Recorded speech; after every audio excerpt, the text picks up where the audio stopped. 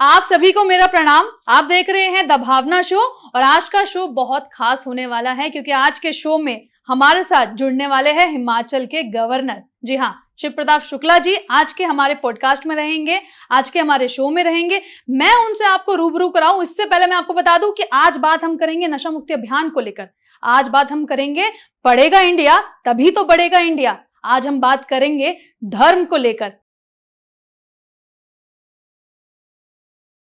मैं तो इसके लिए बार बार प्रधानमंत्री जी का आभार मानूंगा कि उन्होंने मुझे राजभवन की चार दीवारी से हटा करके जनता का राज्यपाल बना दिया। अगर नहीं उठ पाता है कल बैक करते हैं कि यूथ को दो दृष्टि से जोड़ने का काम किया है। विद्यालयों में जाकर के मिलने से लेकर के उनसे बात करने से और उनको खेल की तरफ डाइवर्ट करने से। एक सब हिमाचल अगर नाम आता है तो आप सहज रूप से देख लीजिए कि हिमाचल भगवान शिव की ससुराल भी है। हिमाचल का सबसे प्रसिद्ध अंतर्राष्ट्रीय स्तर का त्योहार मेला कुल्लू का दशहरा है।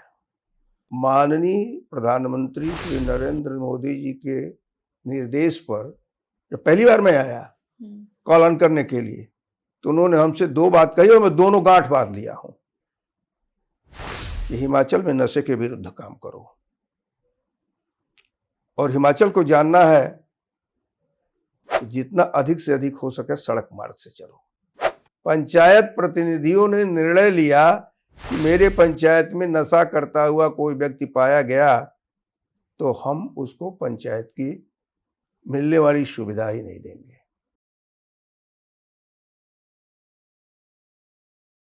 मुझे बहुत ही अच्छा लग रहा है कि आज मैं हिमाचल के देवताओं की स्तुति गान कर रहा हूं। जहां कहा जाता है कि कण कण में भगवान का वास होता है, वहां भी पग पग पर देवता मिलते हैं। जिस भी गांव की तरफ चले जाइए वहां देवता मिलेंगे, उनके गुरु मिलेंगे। गांव वाले देवताओं के गुरु का आदेश मानते हैं और कभी कभी तो ऐसा अवसर आता है कि देवताओं की टोलियां आती हैं। हिमाचल का सबसे प्रसिद्ध अंतर्राष्ट्रीय स्तर का त्योहार मेला कुल्लू का दशहरा है। कुल्लू के दशहरा को देखने के लिए अंतर्राष्ट्रीय पैमाने पर लोग आते हैं। वहां केवल कुल्लू का ही नहीं, हिमाचल का ही नहीं, बल्कि कलाकार अपना प्रस्तुति देने के लिए रूस से भी आते हैं, उज्बेकिस्तान से भी आते हैं, अन्य जगहों पर आते हैं। उनको भी एक ये रहता है कि मैं कुल्लू के दशहरे में अपना कार्यक्रम देने जा रहा हूं। और मैं समझता हूं कि मैं तो लोगों को आमंत्रित करूंगा कि कुल्लू के दशहरा में आओ ना, आकर के एक बार देखो कि वहां 500 से अधिक देवता दिख जाएंगे। दशहरे में दशहरे में 500 से अधिक देवताओं का पूरा लिस्ट रहती है। उस लिस्ट के आधार पर उनकी दक्षिणा दी जाती है, चढ़ावा दिया जाता है। महेश्वर सिंह जो कुल्लू के इस दशहरा के सांसद भी रहे हैं, वह पूरा अपना रथ लेकर के भगवान का आते हैं और उस पूरे दशहरे की सबसे बड़ी खूबसूरती ये होती है कि आज तो लोग कहेंगे कि इस पर हम कैसे विचार करें, लेकिन हिमाचल का राज्यपाल जाकर के दशहरे की शुरुआत करता है और हिमाचल का मुख्यमंत्री जाकर के दशहरे का समापन करता है। राजनीति खत्म हो जाती है। पूरा का पूरा देवता जो आदेश देते हैं वही सबको करना पड़ता है। मैं तो सभी लोगों को बुलाता हूं कि हिमाचल आओ, हिमाचल के तीर्थों को देखो। लोग आते हैं तो उनकी जानकारी में क्या होता है। ज्वाला जी गए थे, चिंतपूर्णी जी गए थे, वज्रेश्वरी जी गए थे, कंवड़ा गए थे, तो इन्हीं में सिमट करके रह जाते हैं। जब थोड़ा और आगे बढ़िए, एक अगर मार्कंडे महादेव का दर्शन होता है आपको काशी से थोड़ा आगे जाने पर कैथी में, तो दूसरा मार्कंडे महादेव का दर्शन होता है बिलासपुर में। बिलासपुर में भी बहुत भव्य मार्कंडे महादेव का वो है, जहां मार्कंडे ऋषि ने तपस्या किया था। न जाने कितने स्थान ये माने जाते हैं परशुराम जी के, लेकिन माता रेणुका का स्थान मूल रूप से सिरमौर जिले में ही है। परशुराम जी के पिताजी की तपस्थली है और स्वयं परशुराम जी का मंदिर भी है। और वहां कोई भाव अगर रहता है तो एक रहता है कि देवी और देवता हमारे हैं, उनका आदेश हमारे लिए सर्वोपरि है।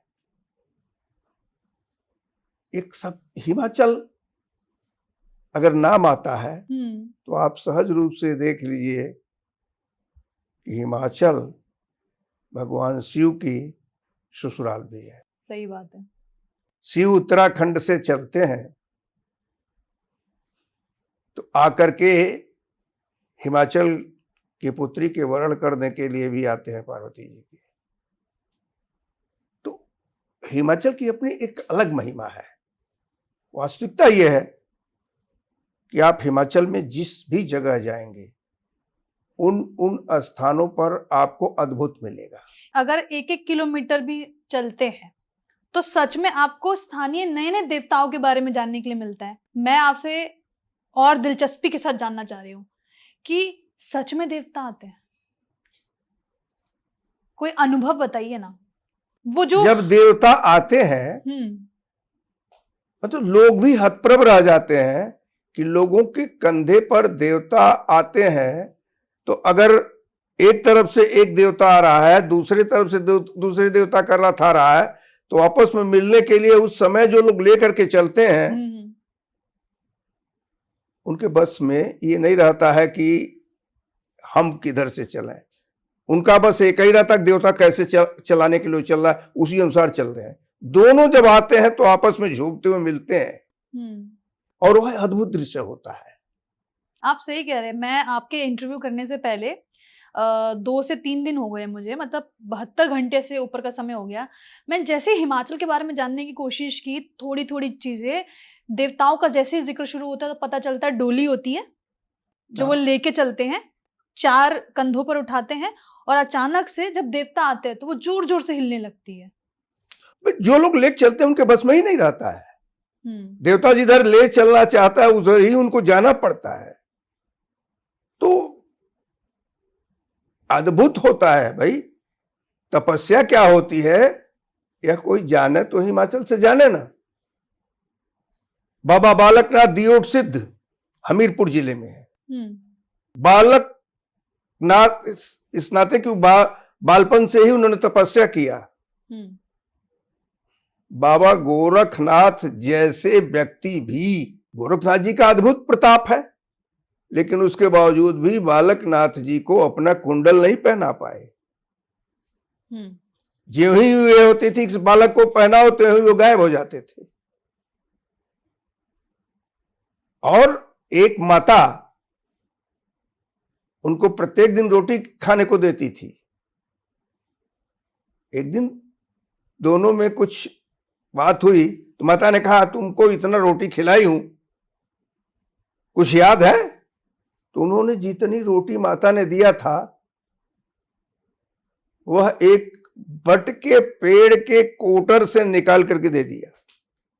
हिमाचल में लोग जाते हैं दर्शन करने देवताओं के, मूर्तियों के दर्शन करते हैं, वहां तो साक्षात देवता बसते हैं। लोगों को तो जाना चाहिए वहां। वैसे बहुत लोग इस समय बहुत संख्या बढ़ी है, पीताम्बरा का मूल पीठ वही है। मैंने सुना है कि अगर आप जाते हैं और वहां शीश नवाजते हैं तो माँ आपके जीवन से सारे कोर्ट केस को ही खत्म कर देती है। लाइफ में जितने भी कोर्ट केस कभी हुए होंगे वो खत्म हो जाते हैं, ऐसी मान्यता है वहां की। हाँ, मैंने कई उपासकों से सुनी है ये बातें। है, ऐसा ये माना जाता है और लोग इसी नाते जाते भी हैं। और जाकर के वहां पर जो है, मैंने बताया ना आपसे कि लोगों के मन में तो यही है हम ज्वाला जी दर्शन करने जा रहे हैं। आप भी जाइए, ज्वाला जी की अनेक स्थानों पर वहां ज्योत जलती है। कहां से जल रही है, कब से जल रही है, कोई नहीं जानता है। और ऐसे जो लौ जलती है, खासियत यह है कि उस लौ को जलते हुए देख करके आपको लगेगा लौ जल रही है, और उसी पर हाथ रख दीजिए तो लौ ठंडी है। हाँ, मतलब अगर आप हाथ रखेंगे तो वो गर्म होने का एहसास नहीं होगा, जलेगा ही नहीं। मैंने हाथ रख करके देखा है। प्रणाम जब कराया जाता था मुझसे, जाते हैं तो भाई स्वाभाविक है कि राज्यपाल होने के नाते उन लोगों को भी एक इच्छा होती है कि सब दर्शन कर लें। तो वहां पर मैंने उस लौ पर हाथ रखा, कहीं जलन नहीं है। ऐसे रख दीजिए तो हाथ जल जाएगा। कोई तेल नहीं, कोई घी नहीं, उसके बिना ही, बिना उसके जल रही है। आगे बढ़ते जाएंगे तो देवता मिलते जाएंगे, और वो देवता लोगों को कल्याण करते हैं। अच्छा, हमने सुना है कि हिमाचल में एक ऐसा भी कस्बा है जहां पर लोग बिल्कुल भी मछली का सेवन नहीं करते हैं। वो मानते हैं कि मछली का सेवन यदि कोई करेगा तो उनकी लाइफ में प्रॉब्लम शुरू हो जाएगी। और ये भी कहा जाता है कि वहां पे उनसे संबंधित एक मंदिर भी है जिसमें लोगों की बड़ी आस्थाएं हैं, बड़ी मान्यताएं हैं। और कहते हैं कि जब मन्नत पूरी हो जाती है तो सोने का एक तार भी वहां पर चढ़ाया जाता है मछलियों को। देखो, अनेक स्थानों पर अनेक प्रकार की बातें हैं। पहले बड़ी कठिनाई के साथ लोग हिमाचल जा पाते थे।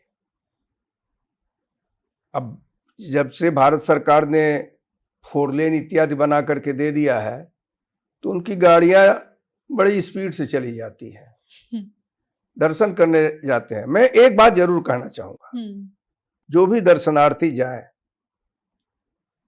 हिमाचल की पवित्रता के लिए जाए, पिकनिक मनाने मत जाए। सही बात है, आध्यात्मिक स्थल है, मजाक ना बनाया जाए वहां का। पिकनिक मनाने न जाए। जब पिकनिक की बात आएगी तो यह उचित नहीं रहेगा। वहां के स्थान से कहीं न कहीं शुद्धि नहीं रहेगी। लोगों को शुद्धि करना चाहिए। अच्छा, आपको तो काफी समय हो गया नेतृत्व करते करते हिमाचल का। आप, अगर मैं आध्यात्मिक स्थलों की बात करूं, कहाँ कहाँ गए हैं वहां पर? मैं, एक तो सबसे बड़ी बात यह है कि जैसे माता रेणुका का जो मेला हो, परशुराम का मेला जो होता है, वहां की भी यही परंपरा है कि मुख्यमंत्री जाके शुरुआत करते हैं, राज्यपाल जाकर के उसकी समापन करते हैं। मतलब विदा डोली का कब होता है? अभी लगभग 2 महीने पहले ही सोलन जिले में भी माता शूलिनी का मेला लगता है, और उसमें हम जाते हैं। गवर्नर जो है जाकर के शुरुआत करते हैं, मुख्यमंत्री जाकर के उसका पूरा करते हैं। मेले की मान्यता क्या है जो आप बता रहे हैं? शूलिनी माता के लिए ये कहा जाता है कि एक राजा थे, जिस राजा को स्वप्न हुआ था तो वो ले आकर के वहां स्थापित किए थे माता शूलिनी को, और वो देवी पार्वती का स्वरूप मानी जाती है, शक्ति का स्वरूप मानी जाती है। उन्हीं के नाम पर सोलन का जिला का नाम पड़ा। पहले ये सभी के सभी शिमला जिले के पार्ट थे, अब बढ़ गया है। शिमला भी पहले दूसरे का भाग था, लेकिन अब जाकर के वो जिला बन गया है। तो इस प्रकार से है। अब सावन का महीना चल रहा है, सावन के महीने में श्रीखंड महादेव का दर्शन करने लोग जाते हैं। श्रीखंड महादेव एक शिला है जो शिला को पूजा जाता है, शिवलिंग नहीं है, शिला है। उस शिला को ही पूजा जाता है, उसकी मान्यता है। माना यह जाता है कि अनेक स्थान ऐसे हैं। आपको ये बताऊं, मणि महेश है। मैंने सुना है उनके बारे में, मणि महेश। मणि महेश है। मणि महेश में जो यात्रा शुरू होती है, अभी समय नहीं है, अभी यात्रा शुरू होती है, सूरज की जब किरण पड़ती है उस पर्वत शिखर पर तो सोने की तरह से चमकता है। उसके मणि के आकार का पूरा वो हो जाता है, इसी नाते उसका नाम है मणि महेश।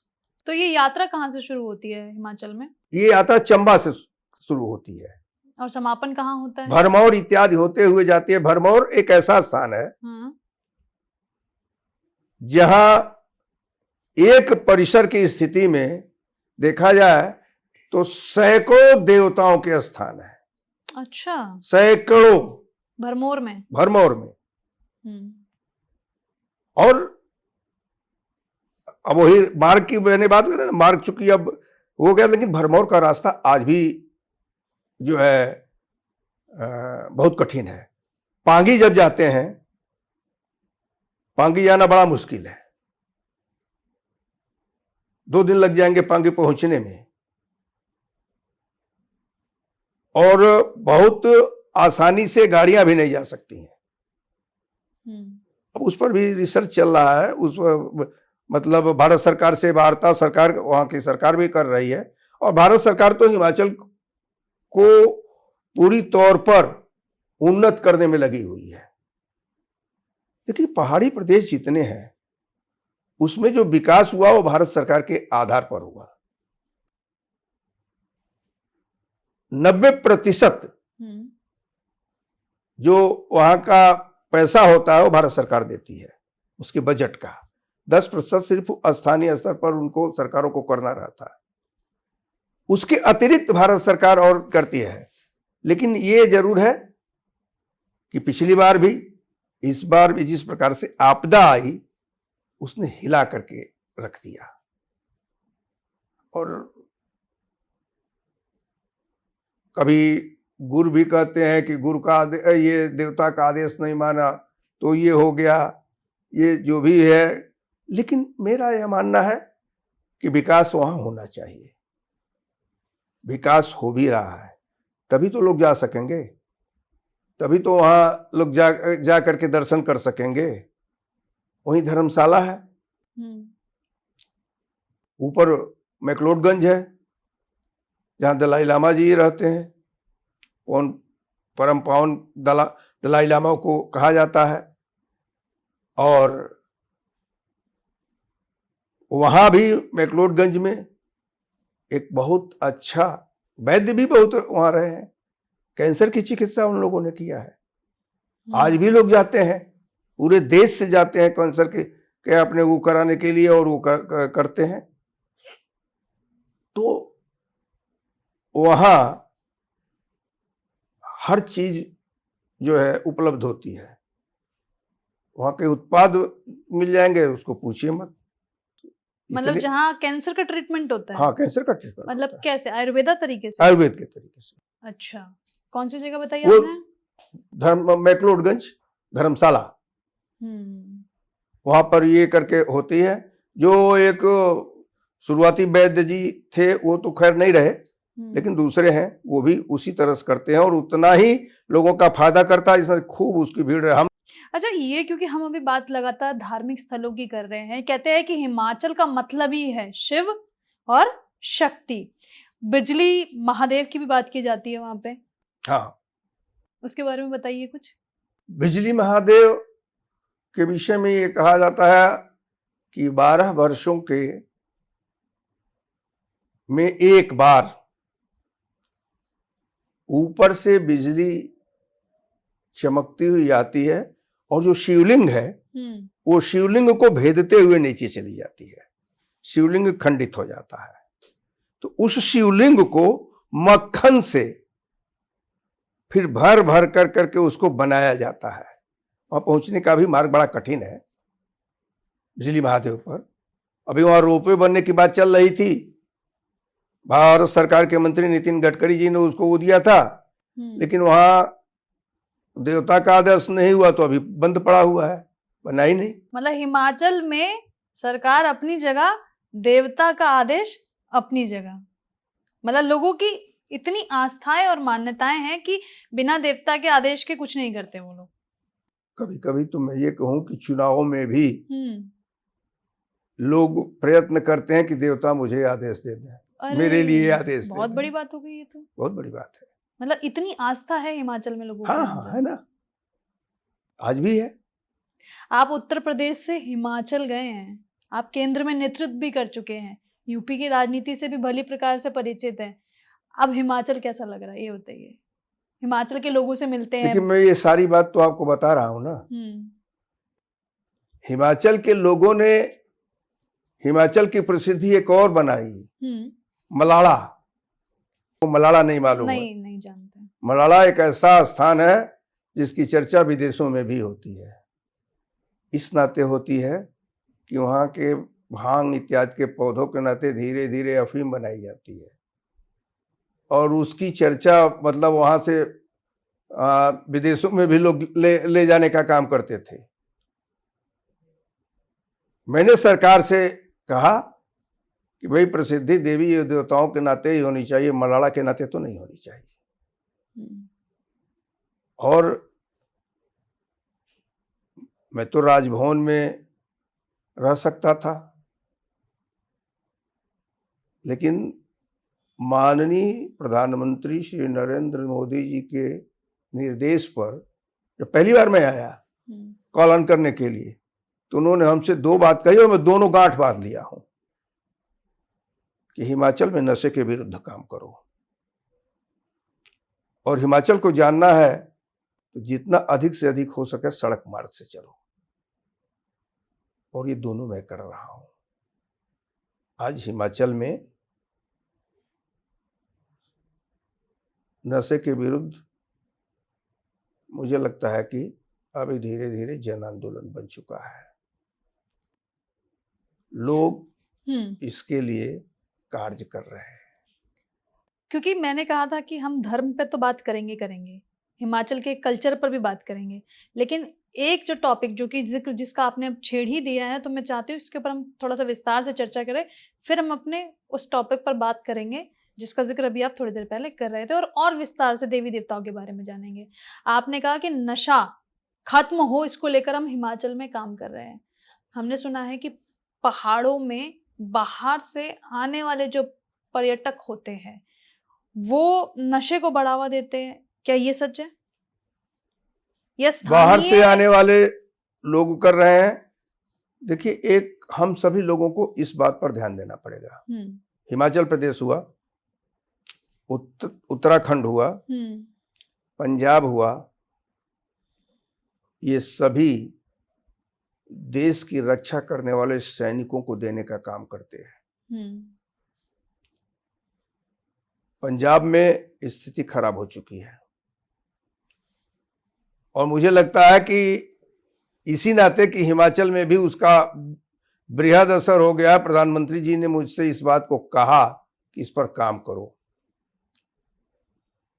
आपको ताज्जुब होगा कि लोगों को जानकारी हो गई कि हाँ, हमारा लड़का सिंथेटिक नशा ले रहा है, लेकिन बताते नहीं, बेइज्जती हो जाएगी। नशा का ओवरडोज करने के नाते लड़का मर गया, ये नहीं कहे कि नशा करके मर गया, पता नहीं कैसे मर गया। ये मतलब ये हिमाचल का जिक्र कर रहे हैं आप? हिमाचल का जिक्र कर रहा हूं। ये स्थानीय लोगों की बात कर रहे हैं आप? स्थानीय लोगों की बात कर रहा हूं। पर्यटकों को लेकर जो मैंने सवाल अभी आपसे पूछा, उससे ज्यादा स्थानीय लोगों के साथ ये दिक्कतें हैं। जी, पर्यटक तो जो गए वो पार्वती घाटी की तरफ जाकर के वो हो गए, कुछ कुल्लू के स्थान पर हो गए, कुछ मनाली में जाकर के एक क्षेत्र में ये हो गए। लेकिन वास्तविकता ये स्थानीय लोगों की भी है। तो जो मैं कह रहा था कि सैनिक देने का काम करते हैं, अंतर्राष्ट्रीय एजेंसियां इन सारे स्थानों में जो सैनिक देने का काम करते हैं, सभी नौजवानों को नशे में डाल देना चाहते हैं। भारत में सैनिक नहीं होगा तो सीमाओं की रक्षा कौन करेगा? इस नाते मुझे लगा कि हम तो राजभवन में थे, लेकिन आज मुझे इस बात की खुशी है कि प्रधानमंत्री का वह निर्देश मैं लेकर के चला और आज हिमाचल की जनता ने, वहां के समाचार पत्रों ने संपादकीय लिखा कि गवर्नर के द्वारा नशे के विरुद्ध चलाए गए अभियान में आज हिमाचल की पंचायतें भी जुट गई हैं।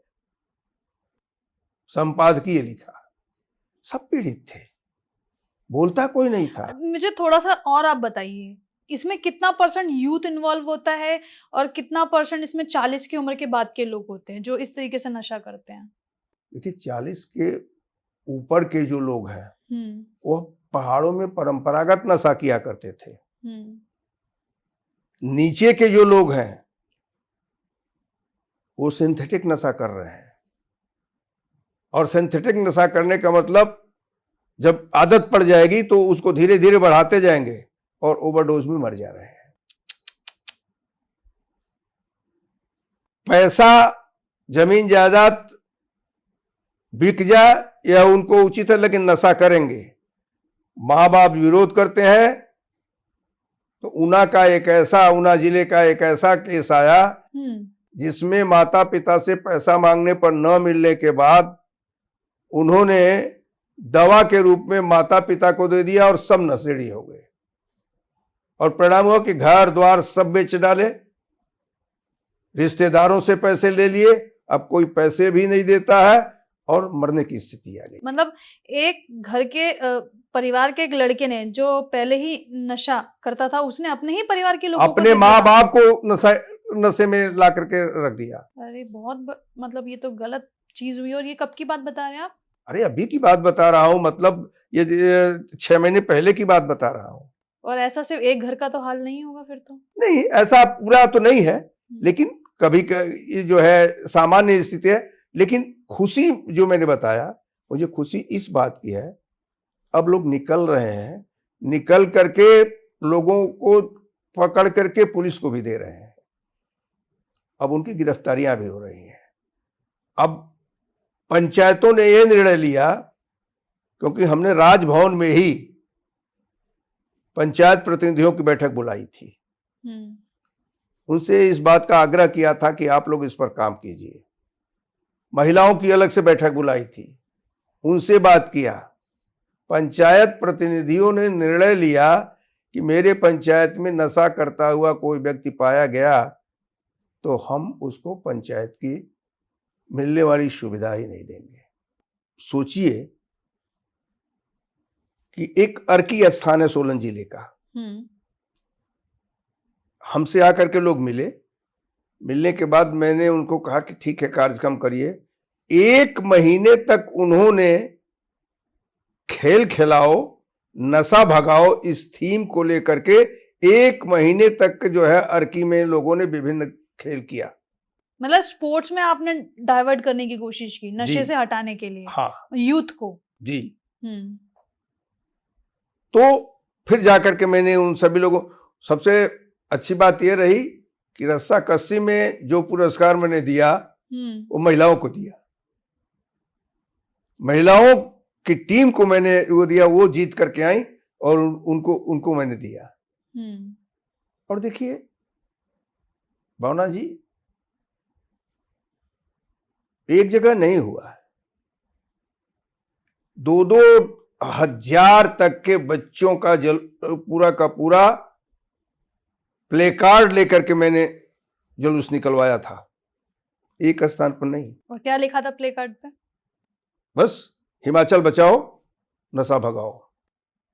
अच्छा, देश बचाओ, नशा भगाओ। मतलब एक तरीके की मैराथन करवाई थी आपने? मैराथन कराई थी या फिर क्या करवाया था? नहीं, मैराथन अलग से हुआ था, लेकिन ये जो है पूरी जुलूस निकला था, इंदौरा में निकला था, हमीरपुर में निकला था, अभी कोटखाई में मैं कर करके उसको ये करके आया हूं, जयराम ठाकुर जी के क्षेत्र में जा करके सराहन, वहां मैं कर करके आया हूं।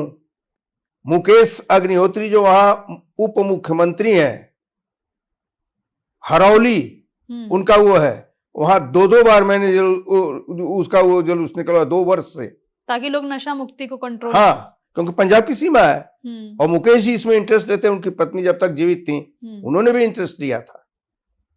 मुकेश जी पूरी तौर पर इस पर इंटरेस्ट लेते हैं। मैंने हिमाचल प्रदेश के सभी विधायकों को इंक्लूडिंग मुख्यमंत्री और स्पीकर अपने अपने क्षेत्र में नशे के विरुद्ध कार्य करने के लिए प्रधानमंत्री की इस योजना के अंतर्गत लगिए, सबको पत्र लिखा। हिमाचल प्रदेश में युवाओं को नशा मुक्त कराने के लिए अब जो प्रवेश होंगे उस प्रवेश फार्म में ही उनको शपथ लेना पड़ेगा कि हम नशा न करेंगे और न मेरी जानकारी में दूसरों को करने देंगे। अच्छा, एक शपथ पत्र निकलेगा अब? ये एडमिशन फॉर्म में ही है, ये कॉलेज के? हाँ। अच्छा, ये तो बहुत अच्छा पॉइंट है। मतलब उसमें ये मेंशन करेंगे कि ना करेंगे ना करने देंगे। न करेंगे न करने देंगे। ठीक है, ये तो रहा कि जो हिमाचल में यूथ है उनको आप रोकना चाह रहे हैं ताकि यूथ इस तरफ आगे ना बढ़े, स्पोर्ट्स की तरफ आप डाइवर्ट कर रहे हैं, जुलूस निकलवा रहे हैं, मैराथन करवा रहे हैं। लेकिन मैं फिर से एक बात आपसे जानना चाहूंगी, क्योंकि आप एक मंझे हुए राजनेता हैं, आज आप गवर्नर के पद पे हैं, लेकिन फिर भी आपकी उत्सुकता रहती है कि आप ग्राउंड पे जाएं। मुझे ये समझना है आपसे, आप जो बाहर से सैलानी आ रहे हैं, जो किसी न किसी माध्यम से इस चीज को बढ़ावा दे रहे हैं, उनके लिए कोई नियम कानून बनेंगे?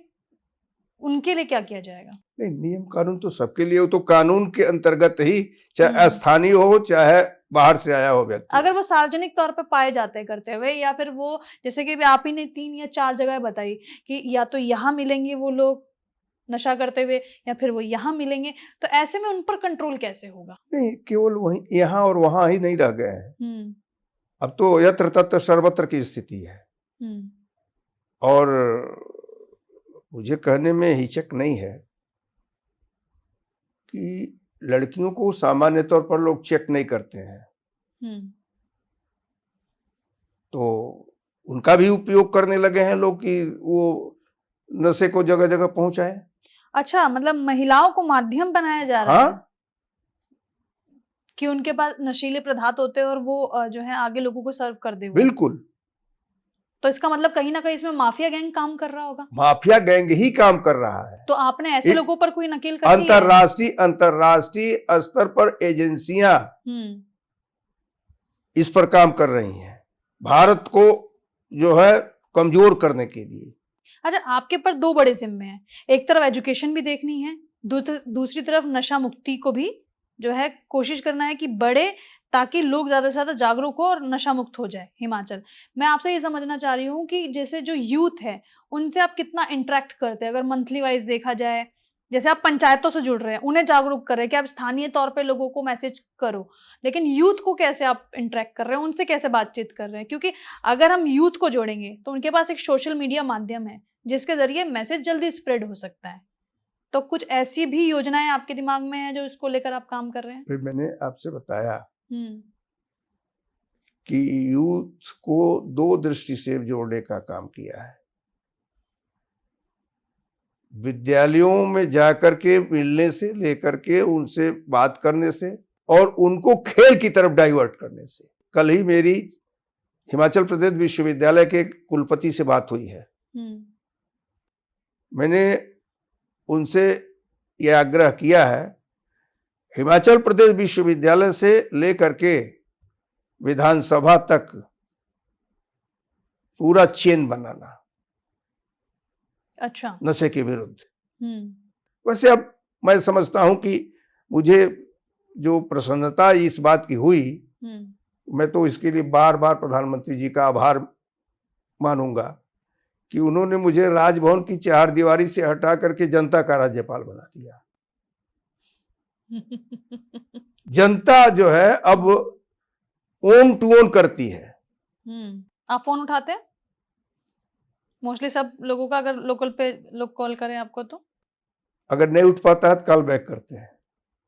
आप एजुकेशन को लेकर क्या कर रहे हैं? हम जो ये कर रहे हैं कि जो नई शिक्षा नीति आई है वह विद्यालयों में हो, उसके आधार पर शिक्षा हो, क्योंकि जिस भारतीयता को, भारतीय संस्कृति को शिक्षा से लोगों ने दूर कर दिया था, अब नई शिक्षा नीति उसको ले आकर के आ रही है, तो स्वाभाविक है कि उसको आगे बढ़ाने के लिए कार्य करना चाहिए। मैं उस दिशा में विश्वविद्यालयों के कुलपतियों से, महाविद्यालयों में सबसे इस पर बात कर रहा हूँ, सरकार से भी बात कर रहा हूँ। मुझे थोड़ा सा ब्रीफ ये कर दीजिए कि कितना % अभी तक नशा मुक्ति अभियान जो आप चला रहे हैं वो उसके जरिए चीजें कंट्रोल में आई है?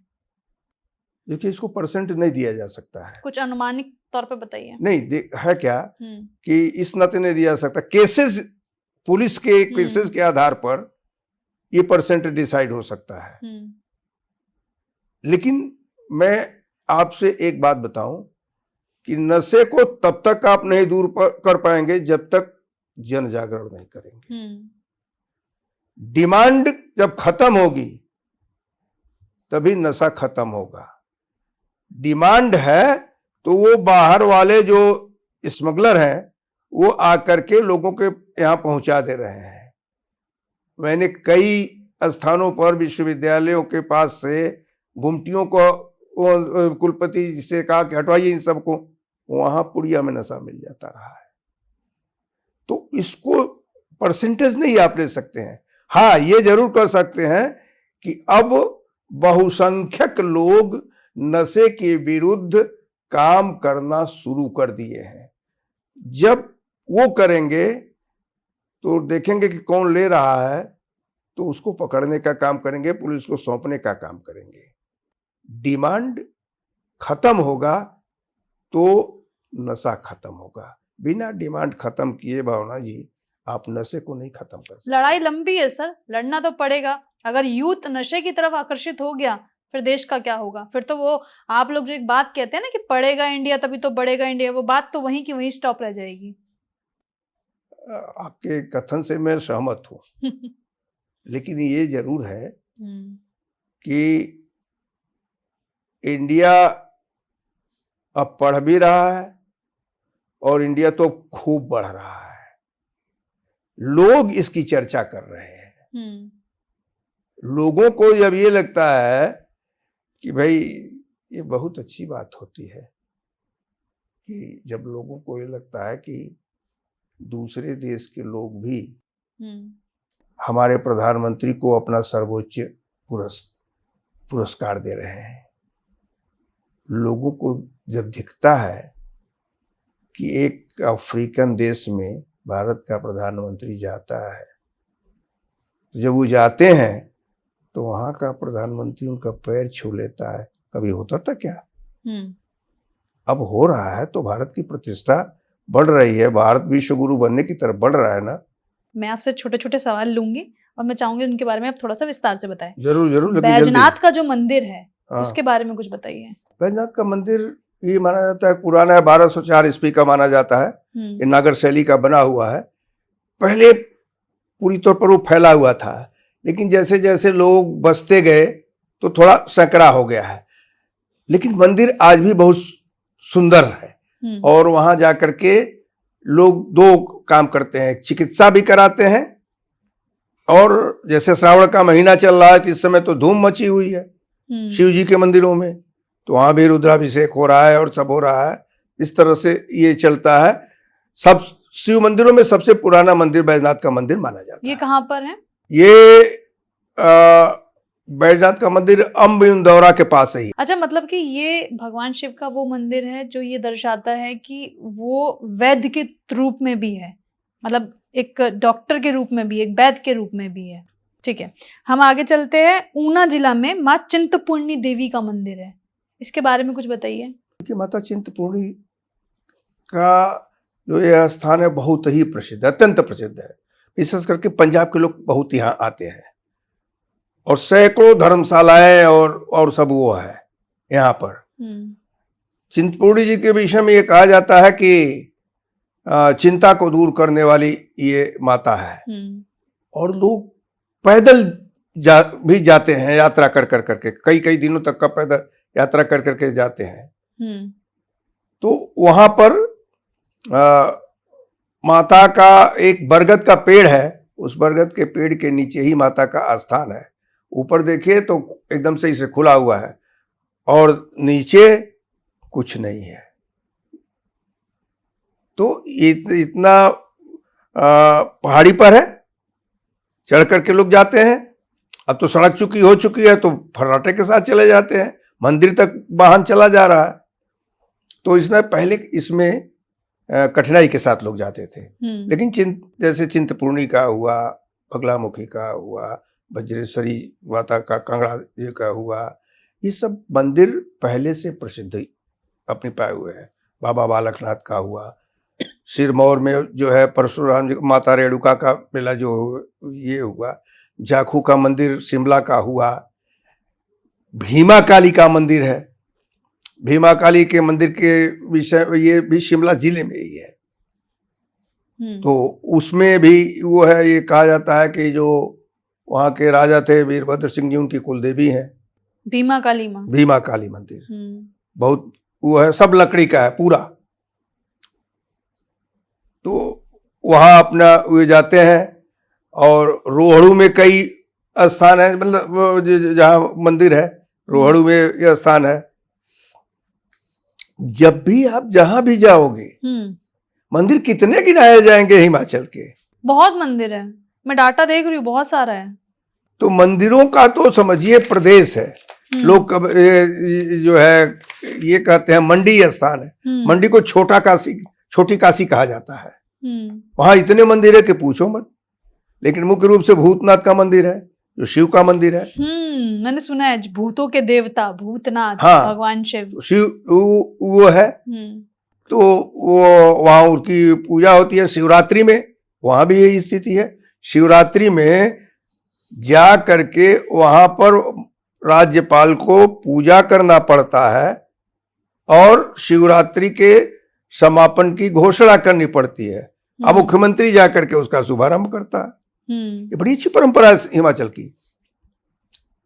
जगह जगह बहस होता है कि धर्म के संदर्भ, यहाँ तो पूरे तौर पर राज भी जाकर के नतमस्तक है देवताओं के यहाँ। बहुत अच्छी आप बात कह रहे। बाबा नाहर सिंह मंदिर, हाँ बताइए कुछ। देखिए, बाबा नाहर सिंह जी के विषय में ये बताया जाता है कि एक जगह से गए थे और जाते जाते वहीं रुक गए थे और वहां भी चिकित्सा उन्होंने शुरू किया था। वीर थे, चिकित्सा भी शुरू किया था वहां। लेकिन उतना प्रसिद्धि नहीं हो पाई जितना लोगों को करना चाहिए है। तो सभी लोग सुविधा भोगी हो गए हैं ना। तो सुविधा भोगी होने के नाते जहां जहां ये लगा कि सड़कें हैं वहां पहुंच गए। ऊपर कहाँ कौन जा पाता है। चैल एक स्थान है, चैल की पहाड़ी है, उसमें मंदिर है। तो हिमाचल में आप ये नहीं कह सकते हो कि हम किधर जाएं। जहां जाओगे वहां मंदिर मिलेगा, जहां जाओगे वहां मंदिर पाओगे, जहां जाओगे वहां देवी देवताओं के दर्शन करोगे, जहां जाओगे वहां आपको ये भाव महसूस हो जाएगा कि यहाँ शिव शक्ति है। पूरा हिमाचल शिव शक्ति पे लिपटा हुआ है। नहीं, शिव शक्ति पर ही क्यों लिपटा हुआ है। कुल्लू का दशहरा तो राम से भी वो है ना, अयोध्या से गए थे वहां। ये माना जाता है कि अयोध्या से जाकर के वहां वो किए हैं। राजा और रानी उसी में अपना वो रहते हैं। अच्छा, ये जो मैं भी देख पा रही हूँ जो लिस्ट है हमारे पास, इसमें बिलासपुर में माँ शीतला का मंदिर, कहते हैं कि माँ शीतला का मंदिर बच्चों को अक्सर समर्पित होता है, वो बच्चों की देवी कही जाती है। माँ शीतला का मंदिर पहले बहुत छोटा था, अब बड़ा विस्तार वो हो गया है। माँ शीतला का मंदिर, वहां पर जाकर के लोग अपने बच्चों के उम्र के लिए कामना करती हैं। हम लोगों के यहाँ पहले ये नीम के डालियां होती है ना, नीम की डालियों से वो पहले उन बच्चों के सर पर वो किया था। अब मोर पंखी से होती है। कैसे मतलब? मोर पंख जो होता है उससे जो है माता के उस पर छुला करके फिर बच्चों को सर पर रखा जाता है उनके स्वास्थ्य की दृष्टि से। ये जो अभी जिक्र हो रहा है, बहुत सारे प्राचीन मंदिर है जिनके बारे में लोग जानते भी होंगे और नहीं भी जानते होंगे, पर आपने जिन मंदिरों का जिक्र एक बार कर दिया, मैं चाहूंगी उस पर एक बार मैं दोबारा से आ जाऊं। आपने शिमला का जिक्र किया था, आपने जाखू मंदिर के बारे में बताया था, एक बार दर्शकों को एक बार और बता दीजिए जाखू मंदिर के बारे में। जाखू मंदिर के संदर्भ में ये दंत कथा है कि राम रावण के युद्ध के समय श्रीलंका में जब शक्ति लगी थी लक्ष्मण को, तो उस समय जाकर के संजीवनी बूटी लेने के लिए श्री हनुमान जी गए थे। वहाँ एक ऋषि थे, उन ऋषि ने उनसे प्रार्थना किया कि यहाँ रुकिए, उन्होंने कहा अभी नहीं, लौट करके आएंगे तब। तो जब स्वस्थ हो गए थे लक्ष्मण, तो फिर ये हुआ कि पहाड़ को वहीं रखाइए, तो फिर लेकर के वो आए और वहाँ रख करके आए, तब वहाँ रुके हुए थे। बहुत ही सिद्ध पीठ है, हमेशा प्रत्येक दिन वहां भंडारे होते रहते हैं। तो शिमला की सबसे ऊंची पहाड़ी है, वो 7000 फीट से ऊपर की है, और वहां पर कार्यक्रम लोग जाते हैं, सब लोग जाते हैं। कोई शिमला गया तो जाखू जरूर जाएगा। कहते हैं ना, संकट कटे मिटे सब पीड़ा, जो सुमिरे हनुमत बलबीरा। बात तो बिल्कुल सही है। तारा देवी का मंदिर है शिमला में, मान्यता क्या है? माता तारा का एक स्वरूप है देवी का, महाविद्याओं में गिनती होती है। महाविद्याओं में मंदिर बहुत सुंदर है, अद्भुत है मंदिर। वो इतनी सुंदर ताकि अब उसको हम क्या वर्णन करें। मान्यता क्या है वहां की? मतलब तारा देवी के नाते ही मान्यता उसकी है। माता तारा जो है तंत्र की एक देवी मानी जाती है, और उसके नाते उनकी मान्यता बहुत है। लेकिन जितना सुंदर मंदिर है उतनी ही सुंदर प्रतिमा है। मतलब ऐसा लगता है कि जैसे देवी मानिया साक्षात बैठी है। देख, जैसे कायदे से बैठ करके शांतिपूर्वक देखो, तो लगा था देवी से बात कर रहे हो। आप गए हैं? हाँ, गए हैं, 2 बार गए हैं। अच्छा, फैमिली के साथ? फैमिली के साथ गए। ठीक है। संकट मोचन मंदिर है कालका रोड पे शिमला के। ये जो जाखू मंदिर बता रहे, इससे हटके अलग है? इससे हट करके है। इसमें क्या है? और यहाँ पर हनुमान जी की प्रतिमा की स्थापना बाबा नीम करौरी ने जाकर किया था। बाबा नीम करौरी। बाबा नीम करौरी के विषय में नहीं जानती हो? जानते हैं। बाबा नीम करौली के विषय में कौन नहीं जानता? बाबा नीम करौली ने ही जाकर के प्रतिमा का स्थापना किया था। बाबा नीम करौली को लेकर जब जिक्र करते हैं तो उत्तराखंड की तरफ जरूर दिमाग जाता है। हाँ। ठीक है, बाबा नीम करौली धाम की तरफ लोग जाना चाहते हैं। उनको ऐसा लगता है कि साक्षात हनुमान जी के ही मतलब रूप है वो, ऐसा कहा। एप्पल के मोबाइल पर वो देखा है ना? बिल्कुल देखा है। कटा हुआ, हाँ, आधा सेब। हाँ, देखा है ना? वो क्यों है? वह ये कहा जाता है कि उसका मालिक बाबा नीम करौली जी के पास गया था, तो वो इसकी स्थिति वैसी नहीं थी, तो उन्होंने वही सेव काट करके दे दिया था, और उसके बाद उसकी वृद्धि होती चली गई, आज भी हो रही है। उसने उसको पूरे पर उस पर ला करके रख दिया था। कामना देवी मंदिर है, ये क्या बताता है? कामना देवी मंदिर बहुत स्थानीय मंदिर है। स्थानीय मंदिर है? हाँ, स्थानीय मंदिर है। तो इस नाते देखिए थोड़ी कठिनाई के चढ़ाई है, इस नाते लोग जल्दी नहीं जाते हैं, लेकिन है स्थानीय मंदिर होने के नाते उस पर उसकी मान्यता है। मैंने एक त्रिलोकीनाथ मंदिर के बारे में पढ़ा था, इसमें जिक्र भी आया हुआ है। आप बताना चाहेंगे, थोड़ा एक्सप्लेन करना चाहेंगे बाबा त्रिलोकीनाथ के बारे में? त्रिलोकीनाथ मंदिर जो है मंडी जिले में, और अब उसकी स्थिति ये हो गई कि वहां बौद्ध भी मानते हैं, सनातन धर्म के मानने वाले लोग भी मानते हैं। वहां पर मतलब ये मान करके चला जाता है कि बौद्ध ये कहते हैं कि मेरे देवता हैं, लोगों को सनातनियों का मानना है कि मेरे वो है, लेकिन कुल मिलाकर के दोनों में कभी झगड़ा नहीं हुआ। दोनों उसको मानते हैं। पुजारी वहां बौद्ध है, त्रिलोकीनाथ मंदिर में। त्रिलोकीनाथ मंदिर में, जबकि वास्तविकता यह है कि शिव का स्वरूप है, और शिव के स्वरूप में ऊपर बुद्ध का वो माना।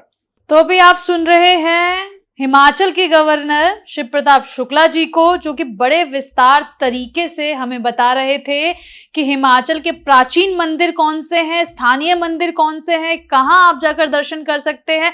अगर आप पर्यटक के तौर पर पहली बार आए हैं तो ये पॉडकास्ट आपके लिए बहुत खास रहने वाला है, क्योंकि एक पूरी लिस्ट जो है गवर्नर साहब लेकर आए थे, जो अधिकतर मंदिरों में वो जा चुके हैं, मत्था टेक चुके हैं, विजिट कर चुके हैं, वहां की मान्यताओं के बारे में जान चुके हैं। और ऐसे में उन्होंने जहां मंदिरों का दौरा फिलहाल नहीं किया है उसका भी जिक्र करके बताया कि वहां की मान्यता क्या है। अगर आप जाना चाहते हैं तो जरूर जाइए। और ऐसे में एक बात और समझिए, अगर मन में भाव सच्चा है तो परमात्मा आपको कहीं भी नजर आ सकते हैं। इसीलिए तो कहते हैं कि जाकी रही भावना जैसी, प्रभु मूरत देखी तिन तैसी। मेरे साथ आपने इस टॉपिक को लेकर एक लंबा डिस्कशन किया। कुछ मुझे पता था और लगभग 80% जानकारी आपको थी।